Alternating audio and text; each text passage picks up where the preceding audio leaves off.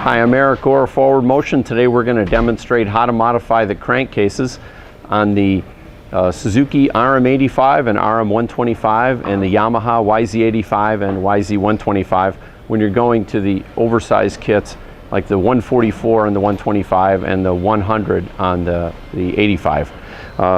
So once you get your cylinder back, it's already going to be set to the right bore size, and this is what we use to scribe the cylinder, scribe the cases. Put the cylinder on the cases without the piston and just roll it along the exhaust skirt of the cylinder down on the cases, and it'll make a mark that we can use for grinding. Now the area is located just above the crankshaft and below the cylinder skirt. So it's about a ½ an inch tall and a couple inches across and only about 30 to 40 thousandths of an inch of material to grind off. Now let's get a close-up of the area so you can see what I'm talking about. You can see the material is located above the crank and below the cylinder skirt, and I put some marks on there with some X's so you can better get an idea of how we're going to grind this.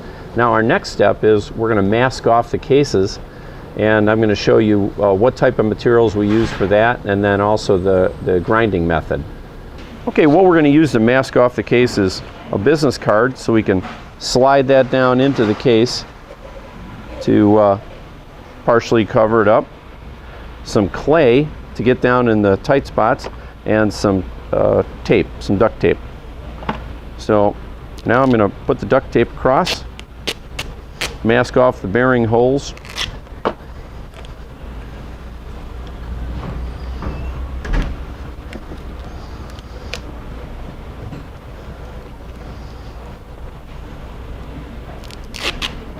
So we're trying to protect the crankcase from getting any metal chips in it.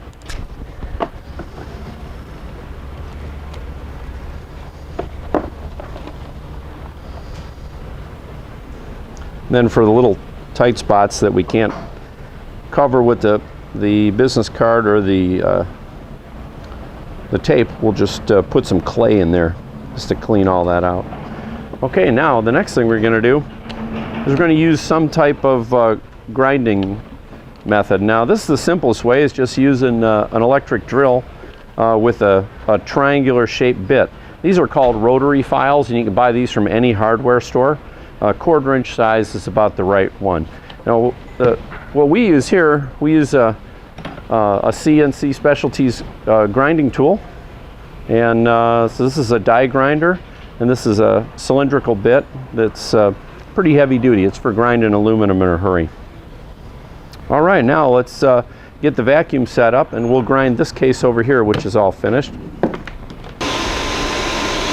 Okay, now I'm going to grind the affected area with my die grinder and use a vacuum cleaner to suck up all the chips.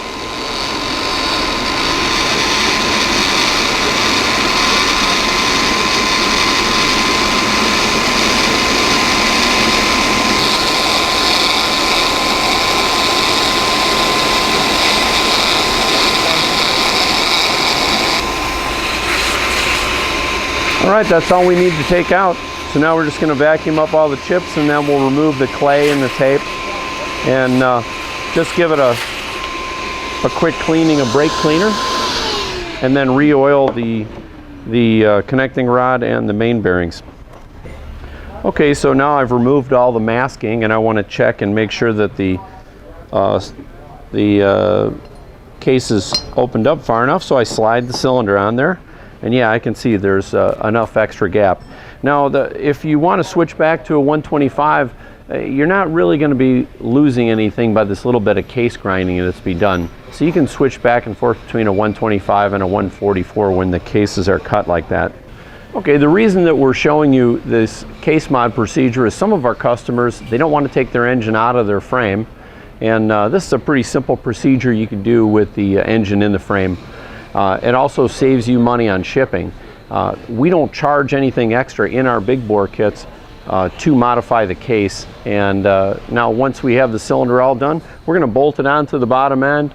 We do a quick check of the bottom end of the crankshaft and the connecting rod to make sure they're within spec, and then we check the piston to cylinder head clearance at top dead center, which is a pretty important thing. So when you get a big bore kit done by us, we're going to bolt the engine all back together and then send it back to you, and all you're going to have to do is just put gas and oil and coolant in it, and you'll be ready to go. Thanks.